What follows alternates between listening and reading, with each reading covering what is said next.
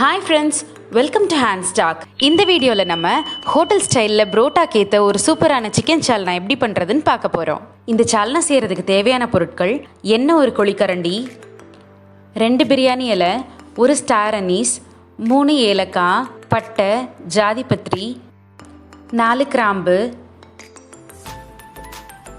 Slice பண்ண வெங்காயம் 1, 4 பச்சை மிளகா, ஃபைனாக சாப் பண்ண கொத்தமல்லி 1/2 கப், புதினா 1/2 கப், இஞ்சி பூண்டு பேஸ்ட் 2 டீஸ்பூன், தக்காளி 2, மிளகாப்பொடி 2 டேபிள் ஸ்பூன், மல்லிப்பொடி 2 டேபிள் ஸ்பூன், மஞ்சத்தூள் 1 டீஸ்பூன், எலும்போட 1/2 kg சிக்கன் மஞ்சத்தூள் போட்டு வாஷ் பண்ணி வச்சுருக்கேன்.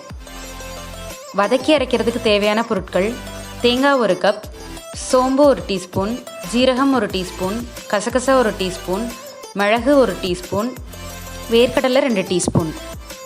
இப்போ ஒரு கடாயில் கொஞ்சமாக எண்ணெய் விட்டு எண்ணெய் நல்லா சூடானோடனே அதில் சோம்பு, ஜீரகம், மிளகு, வேர்க்கடலை, கசகசா, தேங்காய் எல்லாத்தையும் போட்டு நல்லா வதக்கிக்கணும். எல்லாம் நல்லா வதங்கினதுக்கப்புறம் இதை நல்லா ஆற வச்சு மிக்சியில் போட்டு ஃபைன் பேஸ்ட்டாக இதை மாதிரி அரைச்சி எடுத்துக்கணும்.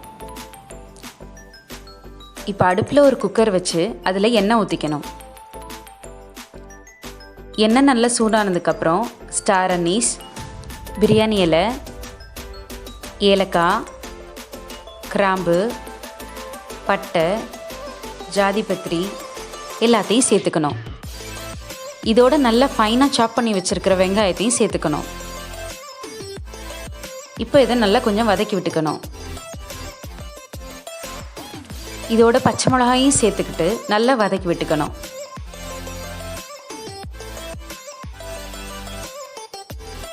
இதோட இப்போ கொஞ்சம் உப்பு சேர்த்துக்கலாம்.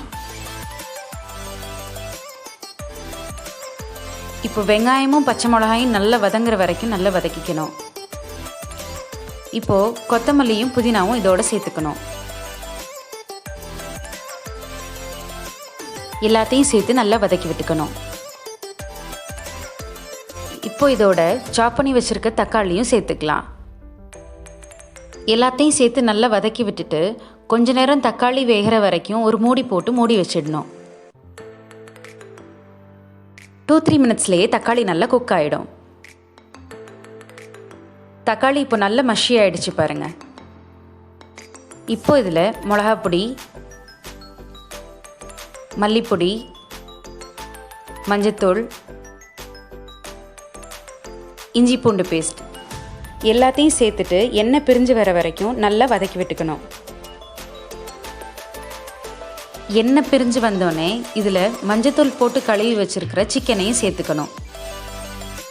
இந்த மசாலாவோட சிக்கனை கொஞ்சம் வதக்கி விட்டுக்கணும். அதோட இப்போ அரைச்சி வச்சுருக்கிற தேங்காய் பேஸ்ட்டையும் இப்போ சேர்த்துக்கணும். எல்லாத்தையும் சேர்த்து இப்போ கொஞ்சம் நேரம் இதை வதக்கி விட்டுக்கணும். இப்போது இந்த சால்னாக்கு தேவையான தண்ணியும் சேர்த்துக்கலாம்.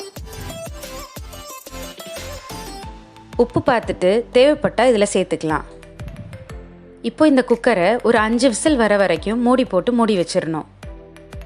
5 விசிலுக்கு அப்புறம் ப்ரெஷர் செட்டில் ஆனோடனே மூடியை திறக்கணும். ஹோட்டல் ஸ்டைலில் ரொம்ப டேஸ்டியான புரோட்டா சால்னா இப்போ ரெடி. இந்த வீடியோ உங்களுக்கு பிடிச்சிருக்குன்னு நினைக்கிறேன். பிடிச்சிருந்தா லைக் பண்ணுங்கள், உங்கள் ஃப்ரெண்ட்ஸோட ஷேர் பண்ணுங்கள். இதை வீட்டில் ட்ரை பண்ணி பார்த்துட்டு எப்படி இருந்துச்சுன்னு கமெண்ட் பண்ணுங்கள். இந்த சால்னாக்கு ஏற்ற ரொம்ப ஹெல்தியான கோதுமை புரோட்டாவோட ரெசிபியோட லிங்க்கை இதோட டிஸ்கிரிப்ஷனில் ஷேர் பண்ணியிருக்கேன். அதையும் செக் பண்ணிக்கோங்க. இது மாதிரி இன்னும் நிறைய வீடியோஸ்க்கு என் சேனலை சப்ஸ்கிரைப் பண்ணுங்கள். தேங்க்யூ.